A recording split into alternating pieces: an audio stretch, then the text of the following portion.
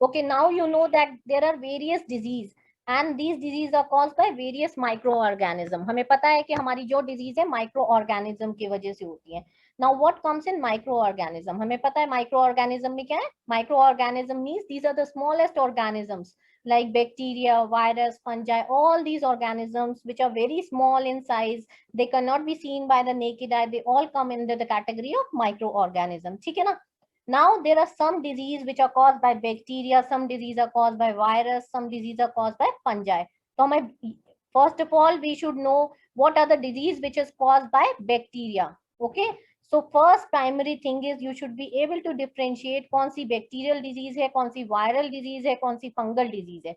One thing. And second thing you should know what is the causal organism, कौन सा ऐसा organism है जो disease कर रहा है. So first disease is tuberculosis. You know tuberculosis को हम क्या कहते हैं? TB भी कहते हैं. कौन सा microorganism tuberculosis करता है? You know it is Mycobacterium tuberculosis. कैसे होता है? Mode of injection, it is droplet injection से होता है. And the symptoms are like chronic cough, fever, weakness, breath, bloody sputum. These are the symptoms, right? And कैसे treatment कैसे होता है? DOT test से. So you should also know the full form of DOT. That is direct observation treatment short course. And this is also investigated by Montex test. This is important, right? आपके NEET में बहुत बार आता है कि tuberculosis कौन से test से detect होती है. तो यू शुड नो कि कौन से टेस्ट से होती है. मॉन्टेक्स टेस्ट से डिटेक्ट करते हैं हम टीबी को. Now next bacterial diseases, diphtheria. Okay, diphtheria कौन सा ऑर्गेनिज्म करता है? कॉर्नीबैक्टीरियम डिप्थीरी करता है. सिम्टम्स हमें पता है क्या? High grade fever, difficulty in breathing. And investigation कैसे होता है? स्किक टेस्ट से होता है, राइट? तो हमें पता होना चाहिए कि डिप्थीरिया कैसे इन्वेस्टिगेट करते हैं. हम स्किक टेस्ट से करते हैं. Now next is whooping cough. It is also known as pertussis. तो वूफिंग कफ को हम क्या कहते हैं? पर्ट्यूसिस भी कहते हैं. कौन सा ऑर्गेनिज्म रिस्पॉन्सिबल है वूफिंग कफ के लिए? Bordetella pertussis. So it we know that बहुत कफ होता है इसमें, right? Next is cholera. It is caused by vibrio cholerae. क्या सिम्टम्स है? डायरिया है, dehydration, vomiting is there. Next disease is pneumonia. It is caused by organism Streptococcus pneumoniae, and earlier it was known as Diplococcus pneumoniae. So earlier the organism was known as Diplococcus pneumoniae. हमें पता है इसके symptoms क्या है. हमारे lungs में infection होता है, हमें ब्रीदिंग में डिफिकल्टी होती है, and high grade fever is there. Why high grade fever is there? Because whenever there is infection in a body, आपके बॉडी में जब भी कोई इन्फेक्शन होगा तो first and the primary thing is you will get fever. So fever is an indication that your body is suffering from some kind of infection. So this is the reason whenever there is fever, doctors say that you can go for this test, because it is the primary thing which indicates that body is suffering from some kind of infection.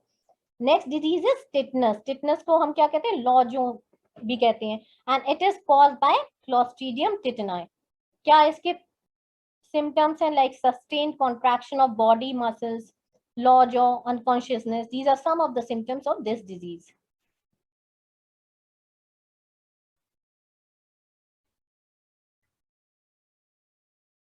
Now next is leprosy or Hansen's disease. Leprosy को हम कहते हैं Hansen's disease भी कहते हैं. किससे होती है leprosy? Mycobacterium leprae. And what are the symptoms? Like skin patches हो जाते हैं, nodule formation होता है skin में and nerves में, right? Next is typhoid fever. This is very common. ये हमने पढ़ा है. किससे होता है? Salmonella typhi. And fever होता है इसमें, loss of appetite, intestinal ulcers also. Next disease is plague. This is also known as black death.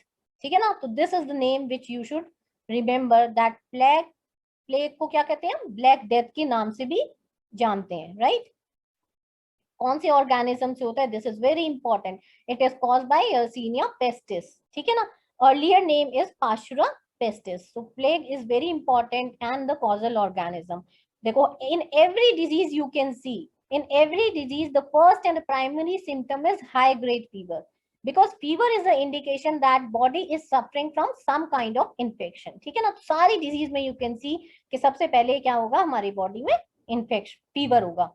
Headache, enlargement of axillary lymph nodes, Now these were the bacterial disease. So you have to remember the name of the disease, causal organism, and if there is some kind of test which is used to investigate that disease.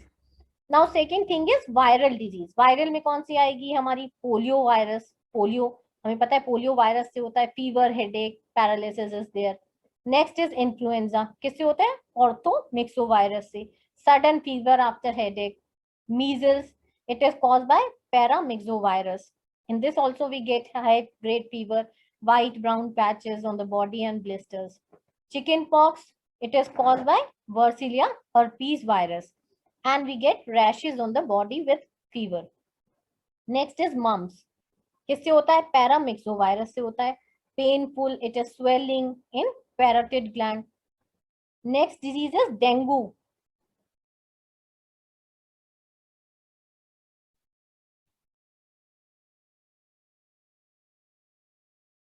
So next disease is dengue fever. We know it is a very common disease. बहुत होती है dengue fever. उसको क्या कहते हैं? The other name of dengue fever, you should remember the other name also. Sometimes they ask break bone fever. What is the break bone fever? हमें पता ही नहीं होगा कि break bone fever किसको कहते हैं. ठीक है? So break bone fever is another name of dengue fever. It is caused by arbovirus. अब this fever is requires certain vector. Vector इसको चाहिए होता है. तो कौन सा vector होता है? Aedes aegypti. ठीक है ना? Aedes aegypti is the vector which is for dengue disease. क्या symptoms है? फीवर है, pain in muscles, joints, chikungunya, Doga virus, fever, joint pain, arthritis. ठीक है? This chikungunya and dengue fever, these both the fevers are important. ठीक है ना? Chikungunya का भी हमें पता होना चाहिए कौन से वायरस से होता है. Next is rabies. हमें पता है रैप्डो वायरस से होता है और उसको क्या कहते हैं? स्ट्रीट वायरस भी कहते हैं. What it affects the central nervous system. हमारा जो सेंट्रल नर्वस सिस्टम है उसको अफेक्ट करता है. क्या करता है? मैडनेस करता है, hydrophobia, laryngeal sperm is there. Okay, so what we can do for prevention, that is human diploid cell culture vaccine is used. Now there are certain disease which are caused by protozoans. हमने bacterial पढ़ी, हमने viral पढ़ी. अब कुछ ऐसी disease है जो protozoan से होती है. जैसे मलेरिया है, हमें पता है, so many times we have studied, it is caused by plasmodium species. You should remember the three forms of plasmodium. And symptoms are high grade fever with chill, pains in joint. Next is amoebiasis. हमें पता है किससे होती है? Entamoeba histolytica से होती है. Intestinal spasms there. Diarrhea, it is caused by giardia. Intestinal vomiting, loose motion is there. African sleeping sickness, it is caused by Trypanosoma gambians and patients feel sleepy. This African sleeping sickness, it is also important. ठीक है ना?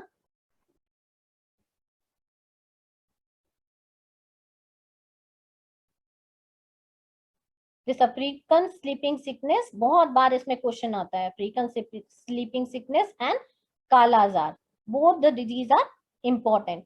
Kala Azar, you know, it is caused by Leishmania donovani. क्या होगा? High grade fever है and it is associated with enlargement of spleen and liver. Now there are certain disease which are caused by Helminthi's disease. Like ascariasis, किससे होता है? Ascaris से होता है. Abdominal insomnia, vomiting, loose motion, these are some of the symptoms. ठीक है ना? Symptoms इतने इंपॉर्टेंट नहीं है, but you should remember the causal organism. Dracunculiasis, dracunculus medinensis से होता है. Blisters on the skin. Elephantiasis और फ्लेरिसिस हमें पता है किससे होता है? वोचेरिया बैंक्रॉफ्टी से होता है.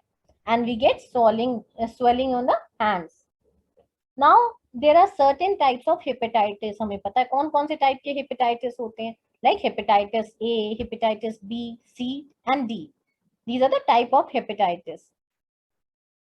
तो hepatitis A जो होता है हम जिसको कहते हैं epidemic jaundice. Hepatitis A is known as epidemic jaundice and this is the most common cause of jaundice. And किससे होता है? Contaminated food, water. And what are the symptoms? Like fever, vomiting. jaundice हमें पता है हमारा जो bilirubin है वो क्या करता है? Increase कर जाता है. And due to liver infection.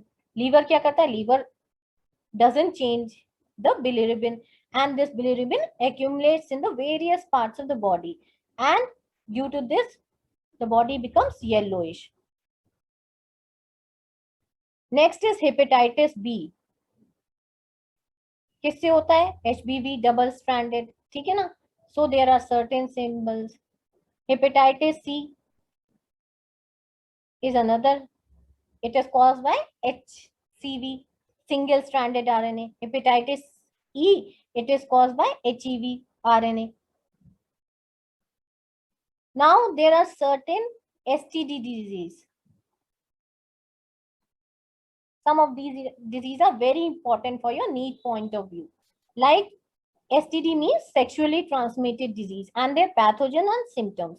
So इसमें भी क्या है, कुछ बैक्टीरियल डिजीज है, कुछ वायरल है, कुछ बैक्टीरियल डिजीज में कौन सा आती है हमारी? साइफिलिस आती है. साइफिलिस ऑफ फ्रेंच फीवर किससे होती है? Treponema pallidum. क्या होता है? Rounded elevated ulcers on the genital organs, right. And what is the test? That is VDRL. VDRL test हम यूज करते हैं, venereal disease research laboratory test. Next is gonorrhoea. Gonorrhoea कैसे होता है? This is very common disease, Neisseria gonorrhoeae से, infection of urethra in male, right. Next disease is वेनिजाइटिस.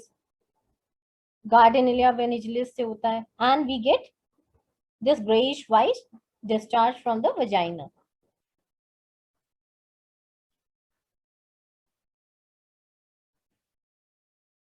Next is chlamydiasis. हमें पता है किससे होता है? क्लाइमेडिया ट्रैकोमेटिस से, and we get recurrent pain and infection in the urinary tract.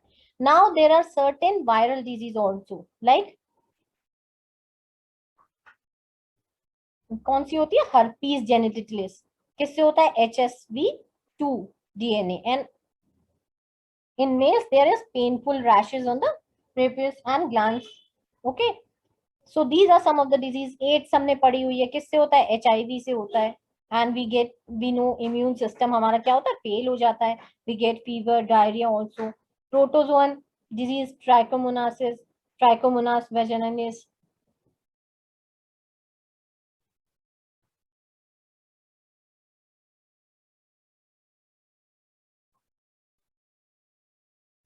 HIV we have studied. Okay, we know that AIDS is caused by HIV.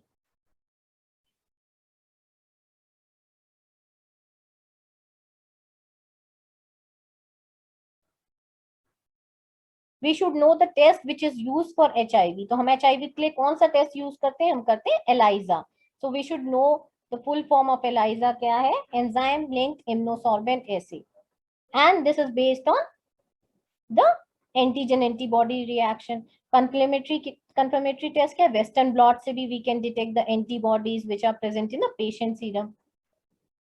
हमें पता है there is no treatment but still prevention we can use AZT, TDI. These are some of the drugs which we use to inhibit the enzyme reverse transcriptase. क्योंकि हमें पता है इसकी cycle में क्या होता है? रिवर्स ट्रांसक्रिप्टेज हमारे उसमें DNA जीनोम में कन्वर्ट करता है. तो हम क्या करेंगे कि रिवर्स ट्रांसक्रिप्टेज को इनहिबिट कर सकते हैं. So we use certain drugs to inhibit the this enzyme.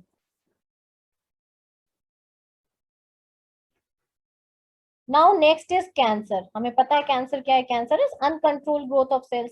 जब सेल्स हमारी अनकंट्रोल ग्रोथ करती हैं, एबनॉर्मल ग्रोथ करती हैं, excessive mitotic division is there, so we called it as cancer.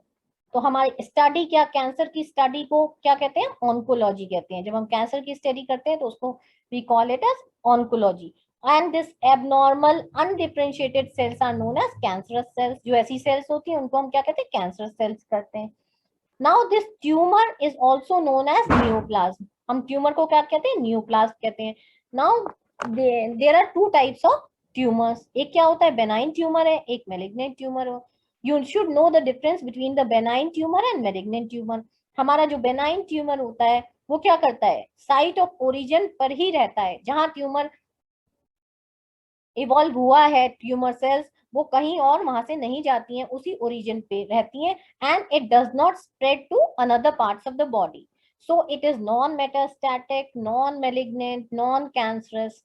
Okay, so this type of tumour इतना harmful नहीं है क्योंकि जहां ट्यूमर सेल्स हैं वो कहीं मूव नहीं कर रही हैं. So we can go for surgery, we can remove those cells from the body, right. Now next type of tumour is malignant tumour. Malignant tumour क्या है? हार्मफुल है.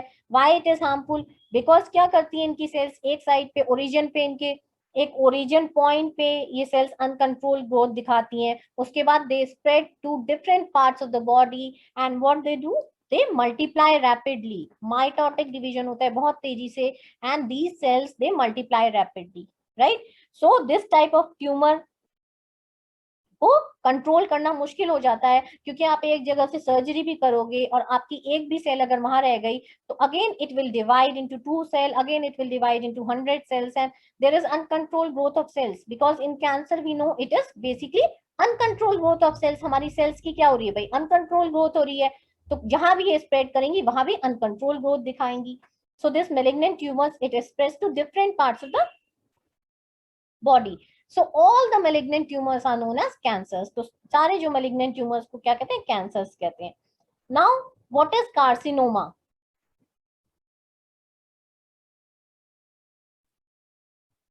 हमारा कार्सिनोमा क्या है, carcinoma this tumour originate from skin and epithelial tissue, ठीक है ना, जो भी स्किन से ओरिजिनेट कर रहा है, एपिथेलियल टिश्यू से ओरिजिनेट कर रहा है, उसको हम क्या कहते हैं, कार्सिनोमा कहते हैं। बहुत सारे हैं, जैसे brain carcinoma is there, oral carcinoma is there, gastric is there, colon is there, lung carcinoma, breast carcinoma is there, right. So carcinoma it is most common type of tumor, and 85% of the tumor is mostly carcinoma tumor. Now we know the female में breast cancer is very common and prostate cancer is found in males. Lung cancer is also there and it is 31.1%. ठीक है ना, cervical cancer is there, uterine cervix cancer in female and oral cancer in males. Now melanoma is also a type of cancer. तो melanoma क्या है, वो भी एक तरह का कैंसर है। इसमें भी हमारी सेल्स की क्या होती है, जो मेलानोसाइट सेल्स हैं, हमें पता है हमारी मेलानोसाइट सेल्स कहाँ होती है, हमारे स्किन में होती है। और कैंसर का मतलब है क्या, वो अनकंट्रोल ग्रोथ दिखाएंगी, तो हमारी जो स्किन की सेल्स अनकंट्रोल दिखाती हैं तो उसको भी हम मेलानोमा कहते हैं। So second category is sarcoma. अब सार्कोमा में क्या हुआ, कौन सा कैंसर आया, पहले तो हमने कार्सिनोमा पढ़ा, अब हमारा second category is sarcoma. This tumour of mesodermal origin. तो ये जो सार्कोमा है हमारा क्या, मेसोडर्मल ओरिजिन है। हमें पता है there are 3 types of layer, ectoderm, mesoderm and endoderm, ठीक है ना। तो हमें पता है हमारे जो सारे ऑर्गन्स हैं वो 3 लेयर से बन रहे हैं, कुछ ऑर्गन्स एक्टोडर्म से बन रहे हैं, कुछ ऑर्गन मेसोडर्म से बन रहे हैं, कुछ ऑर्गन एंडोडर्म से बन रहे हैं। तो अभी हमने जो पढ़ा वो क्या था, एपिडर्मल, वो एक्टोडर्म से बन रहा था। अब जो हमारा सार्कोमा है वो किससे बन रहा है भाई, मेसोडर्मल टिश्यू से बन रहा है। जैसे बोन कैंसर है, ऑस्टियोसार्कोमा कहते हैं इसको, muscle cancer is known as myosarcoma, lymph node cancer is known as lymphosarcoma. Now next thing is leukemia. This is important, you should know what is this leukemia. Leukemia को क्या कहते हैं, blood cancer. तो leukemia किसका नाम है, हम blood cancer को leukemia भी कहते हैं। नाउ हमें पता है कि हमारी ल्यूकोसाइट क्या है, what are the leucocytes, we know leucocytes are white blood cells. हमें पता है हमारे बॉडी में ब्लड में 2 तरह की सेल्स होती हैं, एक रेड ब्लड सेल्स, एक व्हाइट ब्लड सेल्स।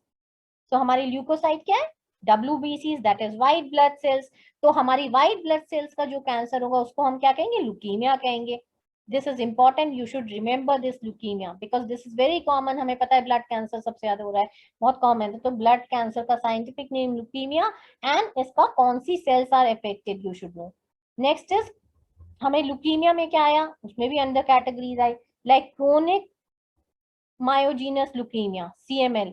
ये भी एक तरह का कैंसर है, कहाँ, reciprocal translocation between the chromosomal 22 and chromosomal 99, ठीक है ना। क्रोमोसोम 22 और 9 के बीच में रेसिप्रोकल ट्रांसलोकेशन होता है, तो उसको हम क्रोनिक मैक्लोजीनस ल्यूकीमिया कहते हैं। बर्किट्स लिम्फोमा, ये क्या है, this is also a type of leukaemia cancer and it is produced due to reciprocal translocation between chromosome 8 and 14।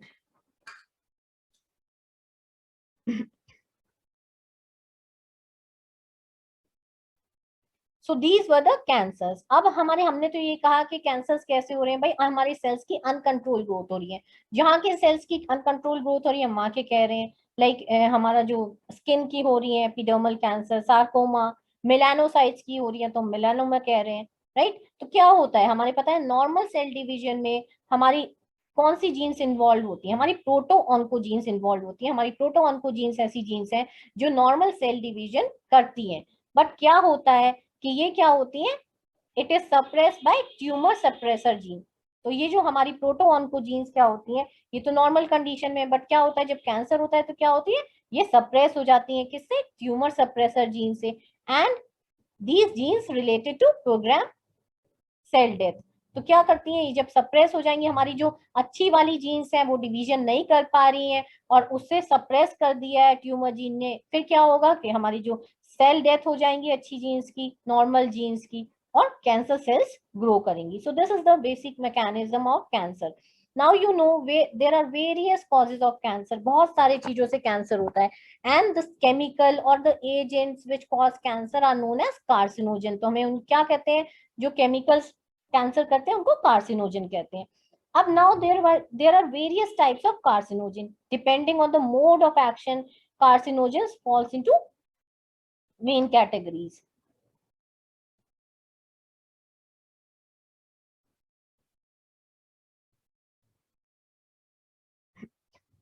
कुछ ऐसे एजेंट्स हैं जो क्या करते हैं, हमारे जेनेटिक मटेरियल में ऑल्टरेशन कर रहे हैं and result in oncogenic transformation, तो वो भी कार्सिनोजन है। कैंसर तो किसी की वजह से भी हो सकता है, it can be physical, it can be genetic also. ठीक है ना, हमारे डीएनए सीक्वेंसेस में जेनेटिक मटेरियल में चेंज होगा, frame shift mutation, point mutation, कुछ भी होगा, तो it can lead to uncontrol growth, तो it can lead to cancer. Now there are cancer causing DNA and RNA virus are also there which can cause cancer. So causative agent of cancer, I have already told you that carcinogens are there which cause cancer. So these are some of the important carcinogens and the organs affected. ये कुछ carcinogens हैं और जो organs हैं जो particular carcinogen से affect हो रहे हैं. Like you first is food, कौन सा affected organ है? Skin and lungs. Second is cigarette smoke. हमें पता है cigarette smoking is dangerous for lungs, so the lung is the organ. Co-alter 3,4 benzopyrene. The organ is skin and lungs. Aflatoxin, the organ is liver. Cadmium oxide, it is prostate gland. Mustard gas, it is lungs. This is important.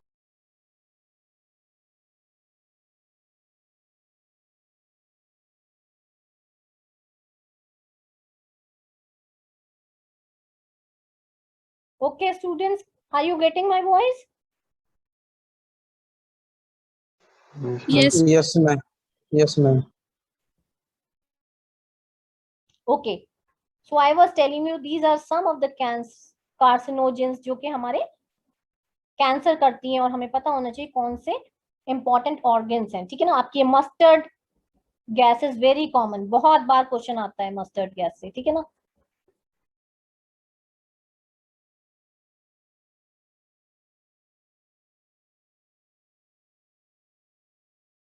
so mustard gas you should remember, and the organ which is affected by mustard gas कौन सा है? lungs है। हमें पता है जो भी ऐसे cigarette smoking, these are concerned with the lungs, हमारे lungs ही खराब होते हैं उनसे, right? Vinyl chlorine is there, it affects liver. So main thing is you should remember the aflatoxin is important, mustard gas is important. Now there are certain physical factors, कुछ ऐसे physical factors हैं वो क्या करते हैं, वो भी cancer cause करते हैं। Apart from this, cancer is also caused by some radiations. मैंने आपको बताया था कुछ radiations हैं, like cosmic rays is there, X rays is there, UV rays is there. These are also causing cancers. Now what are the investigation, हम cancer को कैसे investigate कर सकते हैं? There are various techniques, like one of them is blood examination. We can go for blood examination. Second is biopsy करते हैं, cancerous tissue को examine करते हैं under microscope. This is known as biopsy. Pap smear is one of the method. Now we should know the treatment for cancer. हम cancer को कैसे treat कर सकते हैं? I have already told you one method. A very good method is surgery. ठीक है ना, तो surgery is a very good method, but it is only successful किसे? Benign बेनाइन जो ट्यूमर्स होते हैं हमें पता है उसमें तो सर्जरी सक्सेसफुल है, क्योंकि because the cells are present only at one side, they are not spreading to other parts of the body, ठीक है ना, तो वहां हम सर्जरी कर देंगे, उन सेल्स को निकाल देंगे, ओके। बट क्या होगा, मेलिग्नेंट ट्यूमर्स के केस में तो सेल्स पूरे बॉडी में स्प्रेड हो जाती हैं, तो कई बार ऐसा होता है कि एक सेल भी रह गई तो it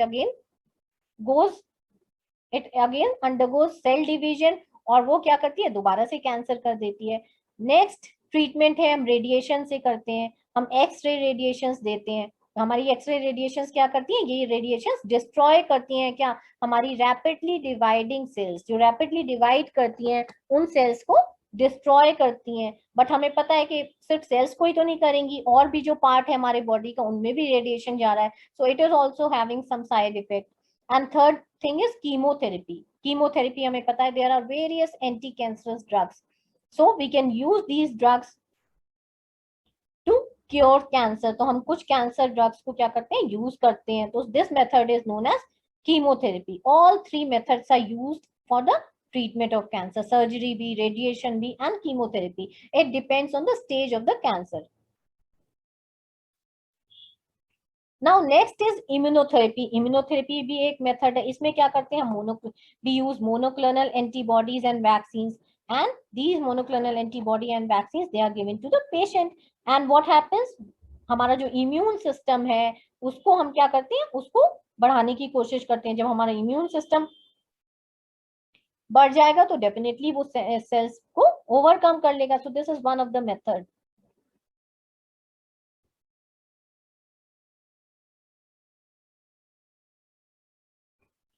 now apart from this there are certain biomedical technologies जो आपको पता होनी चाहिए, राइट। कुछ हम ऐसी टेक्नोलॉजीज हैं जो हम मेडिसिन में यूज करते हैं, like very common technique is x ray. हमें पता है एक्सरे यूज होती है, x ray is very common technique, high dose x ray is used, right.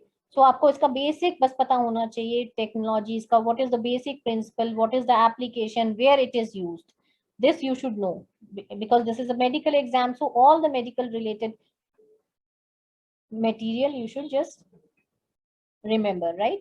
so x-rays में क्या है, बहुत कॉमन मेथड है, हमें पता है एक्सरे, सबसे पहला जो मेथड जो स्टार्ट हुआ दैट वाज एक्सरे इमेजिंग, ठीक है ना। तो ये टेक्निक क्या करती है, हमारे बहुत सारी डिजीज को करती है detect, may be heart disease, lung disease. Advantage क्या है, it is very cheap, and disadvantage क्या है, it is harmful to our body. हमें पता है अभी we have discussed that in cancer one of the carcinogen is X-rays, तो X-rays की वजह से क्या होता है, कई बार कैंसर भी हो जाता है। तो डिसएडवांटेज में क्या आया कि it is harmful to our body because it can act as carcinogen, तो कार्सिनोजन की तरह एक्ट कर सकती है। Next technique is digital subtraction angiography, imaging technique है जो क्लियर व्यूज दिखाती है, हमारे blood is flowing in the vessels and it indicates the presence of blockage. तो हमें अगर ब्लॉकेज एंजियोग्राफ देखना है, जहां देखना है हमारा ब्लड फ्लो कर रहा है वेसल्स में या कुछ ब्लॉकेज तो नहीं है, we use this DSA technique. Next is CT, that is computerized tomography scan. This is a technique, CT scan करते हैं हम में जब, so this is the technique। इसमें क्या करते हैं, क्या एडवांटेज है इसकी एक्सरे से, एडवांटेज ये है कि इसमें लो डोज एक्सरे यूज करते हैं। X-ray we know it is harmful, it can act as carcinogen, but हम इसमें क्या कर रहे हैं, सीटी टोमोग्राफी में बहुत लो डोज एक्सरे यूज कर रहे हैं, तो इसकी एडवांटेज है कि और ज्यादा सेंसिटिव टेक्निक है, because X-ray was the first technique, सबसे पहले जो टेक्निक इन्वेंट हुई उसके बाद, so this is much more sensitive technique. It can detect cross sectional images, कुछ हमारे ऑर्गन्स का क्रॉस सेक्शनल इमेज भी डिटेक्ट कर सकती है। हमारे हेड का भी we can do CT scans, because कभी भी एक्सरे जो है हेड के लिए तो नहीं होता है, so CT scans are generally perform for head and abdomen also. But what is the main disadvantage? Disadvantage यही है कि as compared to X-ray, this is expensive and ionizing radiations are involved. Now next technique is MRI, that is magnetic resonance imaging. तो ये technique क्या करती है, this is based on the nuclei which are generated by the hydrogen atoms and they are subjected to external field.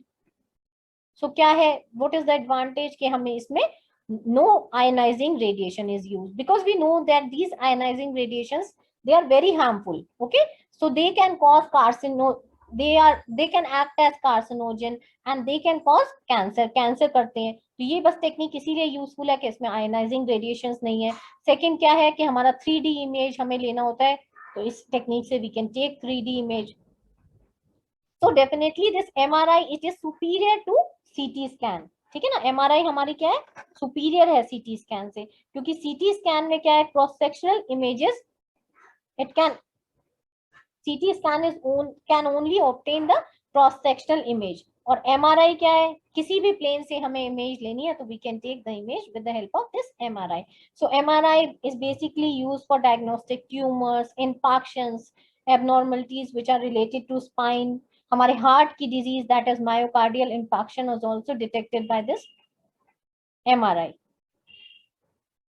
Next is PET, position emission tomography. It is computer based imaging technique and it differs from the CT scanning. तो ये भी computer based technique है, but CT scan से different है, right? तो क्या technique है इसमें, हम क्या यूज करें, हम पोजिशनल, हम क्या कर रहे हैं, अपने रेडियो आइसोटोप्स को यूज कर रहे हैं which are having short lives. And this is useful in detecting the metabolic rates. हम CT scan से, MRI से we cannot detect the metabolic rates. हम एक organ का picture ले सकते हैं, we can see the blockage, we can see the heart disease abnormalities, but किसी body का अगर आपको metabolic rate देखना है तो we cannot detect with the CT scan and MRI. So this PET technique is used. ठीक है ना? So we can, by this technique we can identify specific centers हमारे brain में. अगर कुछ defect है तो we can diagnose with this technique. Now next technique is sonography. हमें पता है this is very common technique. क्या कहते हैं सोनोग्राफी को, अल्ट्रासाउंड भी कहते हैं. हमें पता है कि हम क्या कराते हैं, अल्ट्रासाउंड कराते हैं. So this is non invasive technique. क्या यूज करती है, अल्ट्रासोनिक वेव्स यूज करती है. Ultrasound we know it is involving the ultrasonic waves frequency की. Diagnostic ultrasound is used and it has a frequency of 1 to 15 millihertz.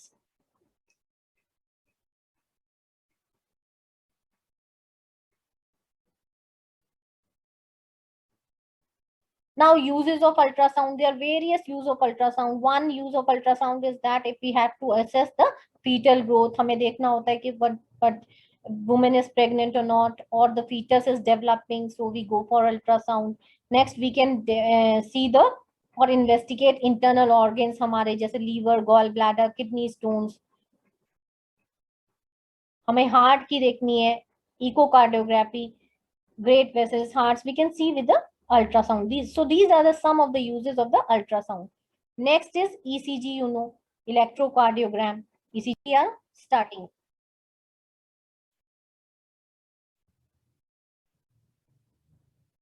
So this is ECG, हमें पता है this is electrocardiogram. हमारे electrocardiogram को हम क्या कहते हैं, ECG कहते हैं. And what is the function? It records the all the electrical activity of the heart. हमारे हार्ट की जो भी इलेक्ट्रिकल एक्टिविटी है वो क्या करती है, ECG रिकॉर्ड करती है. पूरा इम्पल्स हमारी कैसे ट्रेवल कर रही है न्यूरोमस्कुलर पाथवे में, कैसे it is conducted to the wall of the heart and how it is amplified.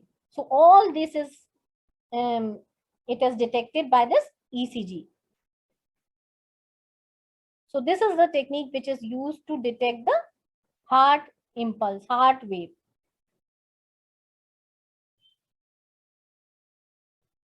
Next is EEG. एक जैसे हम ECG है electrocardiogram, next technique is EEG. That is electroencephalogram. उसको क्या कहते हैं, बर्गर्स वेव भी कहते हैं.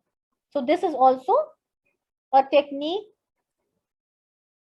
कहाँ क्या यूज होता है इसमें, this was first use by Berger scientist, इसीलिए इसको क्या कहा जाता है, बर्गर वेव्स भी कहा जाता है. हम क्या करते हैं, एन्सेफेलोग्राफ यूज करते हैं and electrical activity is there and electrodes are there and they are attached to the scalp and they give different electrical waves.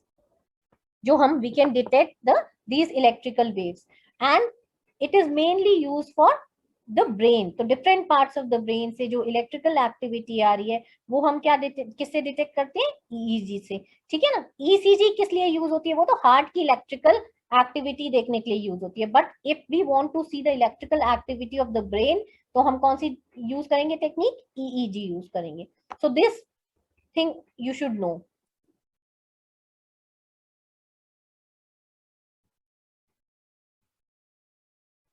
अब apart from this there are certain biochemical investigations, कुछ ऐसी investigations हैं, कुछ biochemical investigations हैं।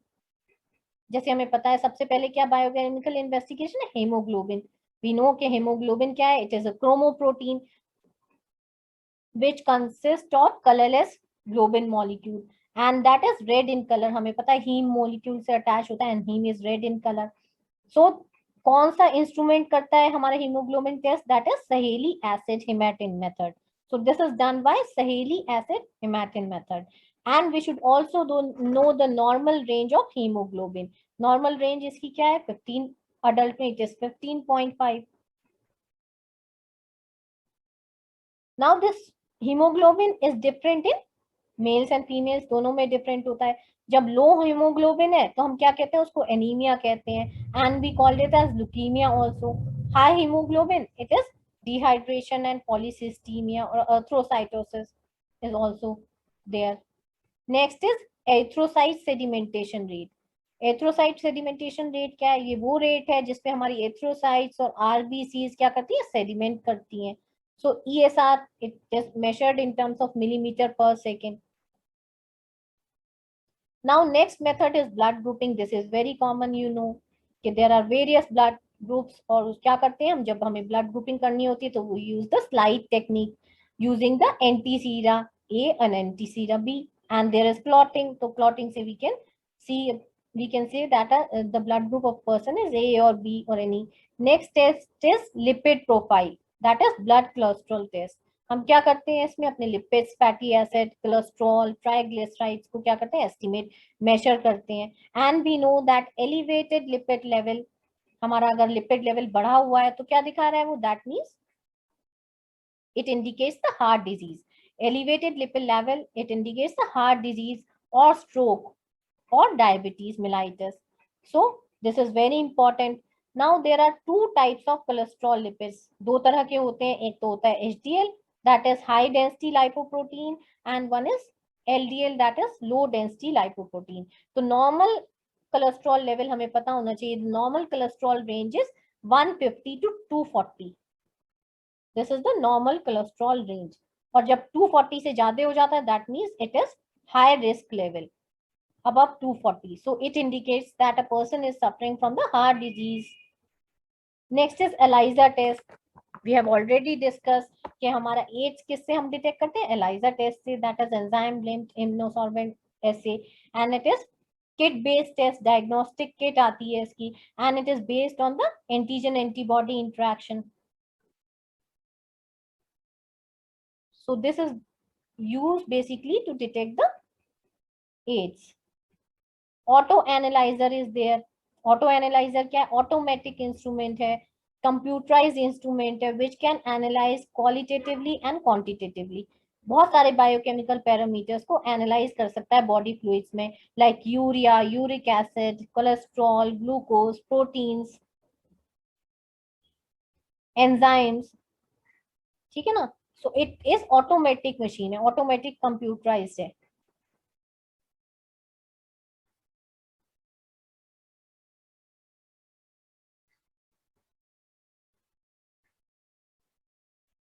Now next is tissue grafting. Tissue grafting क्या है, जब हमें पता है कि हमारे HLA we have discuss it is human leukocyte antigen और MSC कॉम्प्लेक्स भी इसको कहते हैं, मेजर हिस्टोकम्पैटिबिलिटी कॉम्प्लेक्स। कहाँ मिलता है, हमारे सरफेस ऑफ ल्यूकोसाइट्स में मिलता है। तो tissue typing is done before tissue grafting. जब हम टिश्यू ग्राफ्टिंग करते हैं उससे पहले हम क्या करते हैं भाई, अपना MSC मैच करते हैं, तो टिश्यू टाइपिंग करते हैं। टिश्यू टाइपिंग का पर्पस क्या है कि भाई हमारा जो टिश्यू ग्राफ्टिंग है वो ऐसा ना हो कि टिश्यू हमारा रिजेक्ट हो जाए। So we go for tissue typing. So what happens, gene of one antigen is present on a 6 chromosome। So cyclosporine drug is used as immunosuppressant. तो हम जब भी टिश्यू ग्राफ्टिंग करते हैं क्या करते हैं, एक ड्रग यूज करते हैं, किस लिए, इम्यूनोसप्रेसेंट ड्रग के लिए, जिससे हमारे इम्यून सिस्टम को वो सप्रेस कर दे और हम जो बाहर से टिश्यू ला रहे हैं वो इजीली ग्राफ्ट हो जाए। Because we know whenever anything enters from outside our immune system reacts against a particular thing, तो जो भी चीज हम बाहर से लाएंगे तो हमारा इम्यून सिस्टम रिएक्ट करेगा। So we use a immunosuppressant drug. Now there are types of tissue grafting. One is autograft. Autograft क्या है, दिस इज मोस्ट सक्सेसफुल, सबसे ज्यादा सक्सेसफुल क्या है हमारी, ऑटोग्राफ्ट है। इसमें क्या होता है, it is transplantation of tissue from body part into another body part of an individual. तो एक ही इंडिविजुअल में ट्रांसप्लांट हो रहा है एक बॉडी पार्ट से दूसरे बॉडी पार्ट में, तो this is most successful. Next is isograft. Isograft में क्या हो रहा है, transplantation of tissue between the individual of same genetic constitution. दो इंडिविजुअल जिनका सेम जेनेटिक कॉन्स्टिट्यूशन है, फॉर एग्जाम्पल आइडेंटिकल ट्विंस, तो उनके बीच में हम ट्रांसप्लांटेशन कर रहे हैं। नेक्स्ट इज होमो और एलोग्राफ्ट। इसमें क्या होती है, this is tissue grafting between genetically dissimilar individual of same species. तो ऐसी दो स्पीशीज जो जेनेटिकली डिसिमिलर है, सेम नहीं है, एग्जाम्पल क्या है, फैमिली मेंबर्स और intra species graft. And last is hetero और जीनोग्राफ्ट। हम टिश्यू ग्राफ्टिंग कर रहे हैं किसके, ऐसे दो ऑर्गेनिज्म के बीच में जो डिफरेंट स्पीशीज है। तो इनका सक्सेसफुल ऑर्डर क्या है, what is the successful order, हमें पता है कि हमारे जो सेल्फ है सबसे ज्यादा होगा, आइडेंटिकल ट्विंस है उससे कम होगा, सिबलिंग उससे कम, पेरेंट्स उससे कम, अनरिलेटेड उससे कम। तो इनका जो है ये सबसे ज्यादा क्या हमें पता है कि हमारे ऑटोग्राफ सक्सेसफुल है। Why it is successful, because it is transplantation of tissue of the body parts in the same individual. ठीक है ना, एक ही इंडिविजुअल में उसी का एक बॉडी पार्ट लेके उसी के बॉडी में दूसरी जगह ट्रांसप्लांट कर रहे हैं, तो सबसे ज्यादा सक्सेसफुल है। क्योंकि अपने बॉडी को तो वो बाहर का रिकग्नाइज नहीं करता, बट आप दूसरे बॉडी से जब पार्ट लाओगे तो हमारा इम्यून सिस्टम रिकग्नाइज करेगा उसको बाहर पैथोजन की तरह, तो immune system will react. So there are chances कि क्या करें, वो रिजेक्ट कर दे ग्राफ्ट।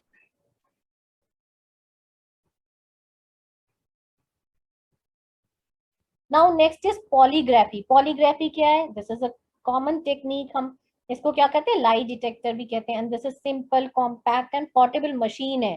क्या करती है, जो रिकॉर्ड्स करती है अपनी qualitative changes in physiological parameters. तो हम पता चल जाता है कि person is speaking lie, so this is lie detector machine.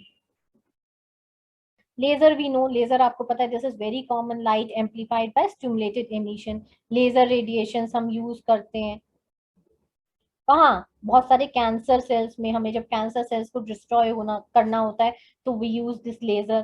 Treatment of eye lens, we use this laser. If we want to break certain stones, kidney stones, then also we use laser therapy.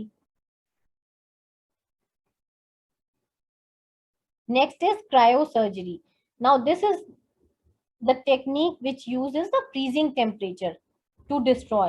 Now हमें cryosurgery में क्या करते हैं, हम एक freezing temperature use करते हैं किसी सेल्स को डिस्ट्रॉय करने के लिए। हमें पता है लिक्विड, हमारी लिक्विड नाइट्रोजन है उसका क्या टेम्परेचर है, इट इज -190 डिग्री सेंटीग्रेड। तो क्या करते हैं, जिस टिश्यू पे हमें करना होता है उस पर स्प्रे कर देते हैं, and we can go for treatment of hollow probe उस टिश्यू को। We can go also for cancerous tissues. तो cancerous tissues are destroyed by this high, by using this freezing temperature. तो एक लिमिट से ज्यादा नीचे टेम्परेचर भी we can use for destroying the cancer cells, क्योंकि liquid, we can use liquid nitrogen in that case.